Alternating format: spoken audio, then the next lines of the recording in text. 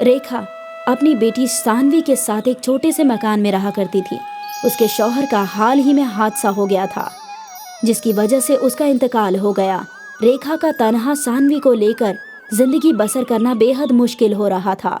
एक रोज रेखा बीमार हो गई तो उसकी बेटी सानवी ने बाहर जाकर काम करने का सोचा। मेरी अम्मी इतनी बीमार है और घर में खाने के लिए भी कुछ नहीं है, मैं ही काम की तलाश करती हूँ। सानवी काम की तलाश करते करते एक रेस्टोरेंट में काम करने लग जाती है, जहाँ पर उसे लोगों को खाना खिलाना होता है। एक रोज की बात है। ये खाना टेबल नंबर 21 पर पहुँचा क्या? ठीक है साहब, मैं अभी पहुँचा कर आती हूँ। सानवी जैसे ही खाने की प्लेट उठाकर 21 नंबर पर पहुँचती है तो वो किसी चीज से टकराकर गिर जाती है और उसके हाथ से प्लेट गिर जाती है, जिससे रघु को बेहद गुस्सा आता है। देख कर नहीं चलती, खाने की एक पूरी प्लेट खराब करके रखती। काम धाम तो तुझसे होता नहीं और काम बिगाड़ती है। इस तरह से तो काम नहीं चलेगा। एक काम कर, तू अब तक के सारे पैसे ले और अपना काम कहीं और देख ले। मैं तुझे काम पर नहीं रख सकता, रोज रोज प्लेट गिरा देती है। नहीं नहीं साहब, मुझे मत निकालिए, मेरी अम्मी की तबीयत ठीक नहीं है, मुझे उनके लिए खाना लेकर जाना है, मैं आगे से ख्याल रखूंगी। नहीं नहीं, तुम ये पैसे लो और चलती बनो यहाँ से। मुझे अपना धंधा और चौपट नहीं करवाना। रघु कुछ पैसे देता है और धक्के मारकर उसे निकाल देता है। सानवी रोती हुई वहाँ से निकल जाती है। इतनी मुश्किल से तो अम्मी की दवाई के लिए काम मिला था, अब वो भी हाथ से निकल गया। अब मैं अम्मी की दवाई कहाँ से लाऊंगी और घर कैसे चलेगा? धूप तो बहुत तेज हो रही है, अब करूँ तो क्या करूँ, कुछ समझ नहीं आ रहा। वो ऐसा सोचते हुए जा रही होती है। रास्ते में उसे एक भिखारी मिलता है जिसके पैर में चोट लगी होती है। वो लंगड़ा कर चल रहा होता है और सानवी को देखकर उसे रोकता है। बेटा रुको। बोलिए बाबा, मैं भला आपकी क्या मदद कर सकती हूँ? मैं तो खुद ही परेशान हूँ। बेटा मुझे कुछ नहीं चाहिए, बस मेरे पैर में चोट लग गई है, जिसकी वजह से इलाज के लिए भटक रहा हूँ। मेरे पास पैसे नहीं हैं। अगर कुछ पैसे हैं तो वो मुझे लाकर दे दो। मेरे पास कुछ और तो है नहीं बाबा, ये कुछ पैसे मिले हैं, घर के खाने के लिए कुछ ले जा रही थी, लेकिन कोई बात नहीं, आपको इसकी ज्यादा जरूरत है। देखो ना कितना खून बह रहा है, ये लो पैसे और अपने पैर के जख्म पर मलहम लगा लीजिए। सानवी रघु से मिले सारे पैसे भिखारी को दे देती है, जिससे वो भिखारी बेहद खुश होता है और उसे बहुत दुआएं देता है। बेटा तुमने अपने सारे पैसे मुझे दे दिए जो तुम खाने के लिए ले जाने वाली थी। बहुत नेक लड़की हो। मेरे पास तुम्हें देने के लिए कुछ भी नहीं है, लेकिन मेरे पास एक टिफिन है जो मैं तुम्हें देना चाहता हूँ। बाबा मैं इस टिफिन का क्या करूँगी भला? अगर खाने के लिए ही नहीं है तो मैं इसमें रखूंगी क्या? बेटा ये तो तुम्हें घर जाकर ही इल्म होगा। तुम मेरे कहने से ये टिफिन रख लो और घर जाकर उसे खोलना। सानवी उस भिखारी से टिफिन ले लेती है और अपने घर की जानिब चल पड़ती है। घर जाकर टिफिन खोलकर देखती है तो उसमें एक वड़ा पाव रखा होता है। वो उसे देखकर बहुत खुश होती है कि चलो कुछ तो खाने को मिला। अरे ये तो बड़ी अच्छी बात है, इस टिफिन में मुझे एक वड़ा पाव मिला, मेरे खाने की परेशानी दूर हो गई। एक वड़ा पाव मिला है, चलो इसमें आधा मैं अम्मी के लिए रख देती हूँ और आधा मैं खुद खा लेती हूँ। सानवी जैसे ही उस टिफिन को दोबारा खोलती है उसमें एक और वड़ा पाव दिखता है। अरे ये क्या, इसमें से तो अभी मैंने वड़ा पाव निकाला था, फिर इसमें दोबारा कहाँ से आ गया? शायद टिफिन में 2 वड़ा पाव होंगे जो मैंने देखा ही नहीं। सानवी दोबारा से उस टिफिन को खोलकर देखती है। उस टिफिन में फिर वड़ा पाव होता है। सानवी वड़ा पाव देखकर हैरत में पड़ जाती है और अपनी अम्मी को सारी हकीकत बताती है। अम्मी देखो, मैं जितनी बार इस टिफिन को खोल रही हूँ मुझे इसके अंदर से एक वड़ा पाव मिल रहा है, ये कैसे हो रहा है? अरे वाकई सानवी, ये वड़ा पाव तो जादू ही लगता है, जिसको जितना खर्च करो ये उतना और बढ़ जाता है। सानवी और रेखा बेहद खुश होते हैं और जी भर के वड़ा पाव खाते हैं। सानवी, हमें बहुत अच्छी चीज मिली है, ये वड़ा पाव कभी खत्म नहीं होने वाला। क्यों ना हम ये वड़ा पाव फरोख्त करना शुरू कर दें, जिससे हमारे बाकी के जरूरियात भी पूरे हो जाएंगे। हाँ अम्मी, आप सही फरमा रही हैं। इतने सारे वड़ा पाव का हम क्या करेंगे? क्यों ना हम उन्हें बाकी लोगों को बांटना शुरू कर दें। अब रेखा और सानवी वो जादुई वड़ा पाव से गरीब लोगों की मदद करते हैं और उन्होंने उस वड़ा पाव की दुकान भी लगाना शुरू कर दिया है। वो उससे आने वाले पैसों से अपने घर की जरूरियात भी पूरी करते हैं और दूसरों की मदद भी किया करते हैं। देखो ना सानवी, हमारे दिन फिर बदल गए। इन वड़ा पाव से तो हमें बरकत ही बरकत हो रही है। आज हमारे पास बड़ा घर है, गाड़ी है, हम आलीशान घर में रहते हैं। अब हमें कोई तकलीफ नहीं है। तभी एक शख्स वहाँ भागा भागा आता है और सानवी उससे पूछती है, इतनी तेज क्यों भाग रहे हो? क्या हुआ?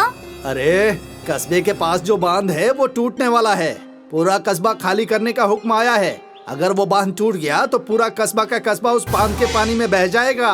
भागो भागो सानवी, तुम भी अपनी जान बचाकर भागो। अरे ये तो बड़ी मुसीबत वाली बात हो गई। कस्बा खतरे में है। चलो सानवी, हम भी पास के कस्बे में चलते हैं। नहीं अम्मी, आप रुको। उस बांध को ये वड़ा पाव ठीक कर सकता है। मुझे इस पर पूरा यकीन है। इसने हमारे सारे मुसीबत ठीक कर दिए, तो अब ये मुसीबत भी जरूर ठीक कर देगा। सानवी उस जादुई वड़ा पाव को बांध के पास ले जाती है और उससे कहती है, जादुई वड़ा पाव, तुमने हमेशा हमारी मदद की है। अब इस कस्बे को तुम्हारी मदद की जरूरत है। तुम इस बांध को टूटने मत देना। कुछ भी करो, इस पानी का रुख इस कस्बे की तरफ ना हो पाए। जाओ वड़ा पाव। वड़ा पाव उड़ता हुआ उस बांध की जानिब जाता है और अपना साइज बढ़ा लेता है, जिसकी वजह से बांध टूटने से बच जाता है और पानी का बहाव कस्बे की तरफ न आकर वहीं के वहीं रुक जाता है।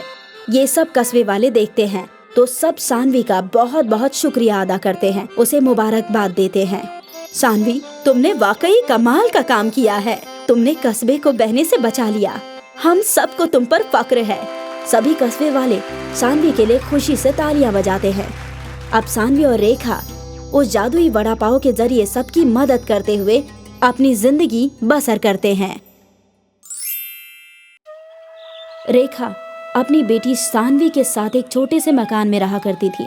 उसके शौहर का हाल ही में हादसा हो गया था, जिसकी वजह से उसका इंतकाल हो गया। रेखा का तन्हा सानवी को लेकर जिंदगी बसर करना बेहद मुश्किल हो रहा था। एक रोज रेखा बीमार हो गई तो उसकी बेटी सानवी ने बाहर जाकर काम करने का सोचा। मेरी अम्मी इतनी बीमार है और घर में खाने के लिए भी कुछ नहीं है। मैं ही काम की तलाश करती हूँ। सानवी काम की तलाश करते करते एक रेस्टोरेंट में काम करने लग जाती है, जहाँ पर उसे लोगों को खाना खिलाना होता है। एक रोज की बात है। ये खाना टेबल नंबर 21 पर पहुँचा के आ। ठीक है साहब, मैं अभी पहुँचा कर आती हूँ। सानवी जैसे ही खाने की प्लेट उठाकर 21 नंबर पर पहुँचती है तो वो किसी चीज से टकराकर गिर जाती है और उसके हाथ से प्लेट गिर जाती है, जिससे रघु को बेहद गुस्सा आता है। देख कर नहीं चलती, खाने की एक पूरी प्लेट खराब करके रखती। काम धाम तो तुझसे होता नहीं और काम बिगाड़ती है। इस तरह से तो काम नहीं चलेगा। एक काम कर, तू अब तक के सारे पैसे ले और अपना काम कहीं और देख ले। मैं तुझे काम पर नहीं रख सकता। रोज रोज प्लेट गिरा देती है। नहीं नहीं साहब, मुझे मत निकालिए। मेरी अम्मी की तबीयत ठीक नहीं है। मुझे उनके लिए खाना लेकर जाना है। मैं आगे से ख्याल रखूंगी। नहीं नहीं, तुम ये पैसे लो और चलती बनो यहाँ से। मुझे अपना धंधा और चौपट नहीं करवाना। रघु कुछ पैसे देता है और धक्के मारकर उसे निकाल देता है। सानवी रोती हुई वहाँ से निकल जाती है। इतनी मुश्किल से तो अम्मी की दवाई के लिए काम मिला था, अब वो भी हाथ से निकल गया। अब मैं अम्मी की दवाई कहाँ से लाऊंगी और घर कैसे चलेगा? धूप तो बहुत तेज हो रही है। अब करूँ तो क्या करूँ, कुछ समझ नहीं आ रहा। वो ऐसा सोचते हुए जा रही होती है। रास्ते में उसे एक भिखारी मिलता है, जिसके पैर में चोट लगी होती है। वो लंगड़ा कर चल रहा होता है और सानवी को देखकर उसे रोकता है। बेटा रुको। बोलिए बाबा, मैं भला आपकी क्या मदद कर सकती हूँ? मैं तो खुद ही परेशान हूँ। बेटा मुझे कुछ नहीं चाहिए, बस मेरे पैर में चोट लग गई है, जिसकी वजह से इलाज के लिए भटक रहा हूँ। मेरे पास पैसे नहीं हैं। अगर कुछ पैसे हैं तो वो मुझे लाकर दे दो। मेरे पास कुछ और तो है नहीं बाबा, ये कुछ पैसे मिले हैं। घर के खाने के लिए कुछ ले जा रही थी, लेकिन कोई बात नहीं, आपको इसकी ज्यादा जरूरत है। देखो ना कितना खून बह रहा है। ये लो पैसे और अपने पैर के जख्म पर मलहम लगा लीजिए। सानवी रघु से मिले सारे पैसे भिखारी को दे देती है, जिससे वो भिखारी बेहद खुश होता है और उसे बहुत दुआएं देता है। बेटा तुमने अपने सारे पैसे मुझे दे दिए, जो तुम खाने के लिए ले जाने वाली थी। बहुत नेक लड़की हो। मेरे पास तुम्हें देने के लिए कुछ भी नहीं है, लेकिन मेरे पास एक टिफिन है जो मैं तुम्हें देना चाहता हूँ। बाबा, मैं इस टिफिन का क्या करूँगी भला? अगर खाने के लिए ही नहीं है तो मैं इसमें रखूंगी क्या? बेटा, ये तो तुम्हें घर जाकर ही इल्म होगा। तुम मेरे कहने से ये टिफिन रख लो और घर जाकर उसे खोलना। सानवी उस भिखारी से टिफिन ले लेती है और अपने घर की जानिब चल पड़ती है। घर जाकर टिफिन खोलकर देखती है तो उसमें एक वड़ा पाव रखा होता है। वो उसे देखकर बहुत खुश होती है कि चलो कुछ तो खाने को मिला। अरे, ये तो बड़ी अच्छी बात है। इस टिफिन में मुझे एक वड़ा पाव मिला। मेरे खाने की परेशानी दूर हो गई। एक वड़ा पाव मिला है। चलो, इसमें आधा मैं अम्मी के लिए रख देती हूँ और आधा मैं खुद खा लेती हूँ। सानवी जैसे ही उस टिफिन को दोबारा खोलती है, उसमें एक और वड़ा पाव दिखता है। अरे, ये क्या? इसमें से तो अभी मैंने वड़ा पाव निकाला था, फिर इसमें दोबारा कहाँ से आ गया? शायद टिफिन में 2 वड़ा पाव होंगे जो मैंने देखा ही नहीं। सानवी दोबारा से उस टिफिन को खोलकर देखती है। उस टिफिन में फिर वड़ा पाव होता है। सानवी वड़ा पाव देखकर हैरत में पड़ जाती है और अपनी अम्मी को सारी हकीकत बताती है। अम्मी, देखो, मैं जितनी बार इस टिफिन को खोल रही हूँ, मुझे इसके अंदर से एक वड़ा पाव मिल रहा है। ये कैसे हो रहा है? अरे वाकई सानवी, ये वड़ा पाव तो जादू ही लगता है। जिसको जितना खर्च करो ये उतना और बढ़ जाता है। सानवी और रेखा बेहद खुश होते हैं और जी भर के वड़ा पाव खाते हैं। सानवी, हमें बहुत अच्छी चीज मिली है। ये वड़ा पाव कभी खत्म नहीं होने वाला। क्यों ना हम ये वड़ा पाव फरोख्त करना शुरू कर दें, जिससे हमारे बाकी के जरूरियात भी पूरे हो जाएंगे। हाँ अम्मी, आप सही फरमा रही हैं। इतने सारे वड़ा पाव का हम क्या करेंगे? क्यों ना हम उन्हें बाकी लोगों को बांटना शुरू कर दें। अब रेखा और सानवी वो जादुई वड़ा पाव से गरीब लोगों की मदद करते हैं और उन्होंने उस वड़ा पाव की दुकान भी लगाना शुरू कर दिया है। वो उससे आने वाले पैसों से अपने घर की जरूरियात भी पूरी करते हैं और दूसरों की मदद भी किया करते हैं। देखो ना सानवी, हमारे दिन फिर बदल गए। इन वड़ा पाव से तो हमें बरकत ही बरकत हो रही है। आज हमारे पास बड़ा घर है, गाड़ी है, हम आलीशान घर में रहते हैं। अब हमें कोई तकलीफ नहीं है। तभी एक शख्स वहाँ भागा भागा आता है और सानवी उससे पूछती है, इतनी तेज क्यों भाग रहे हो? क्या हुआ? अरे, कस्बे के पास जो बांध है वो टूटने वाला है। पूरा कस्बा खाली करने का हुक्म आया है। अगर वो बांध टूट गया तो पूरा कस्बा का कस्बा उस बांध के पानी में बह जाएगा।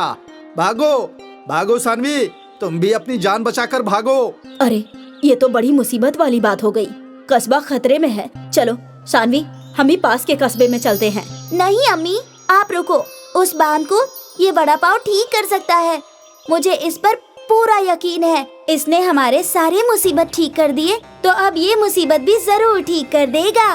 सानवी उस जादुई वड़ा पाव को बांध के पास ले जाती है और उससे कहती है, जादुई वड़ा पाव, तुमने हमेशा हमारी मदद की है। अब इस कस्बे को तुम्हारी मदद की जरूरत है। तुम इस बांध को टूटने मत देना। कुछ भी करो, इस पानी का रुख इस कस्बे की तरफ ना हो पाए। जाओ वड़ा पाव।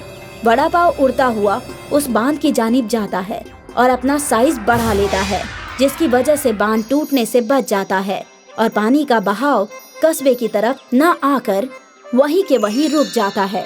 ये सब कस्बे वाले देखते हैं तो सब सानवी का बहुत बहुत शुक्रिया अदा करते हैं, उसे मुबारकबाद देते हैं। सानवी, तुमने वाकई कमाल का काम किया है। तुमने कस्बे को बहने से बचा लिया। हम सबको तुम पर फक्र है।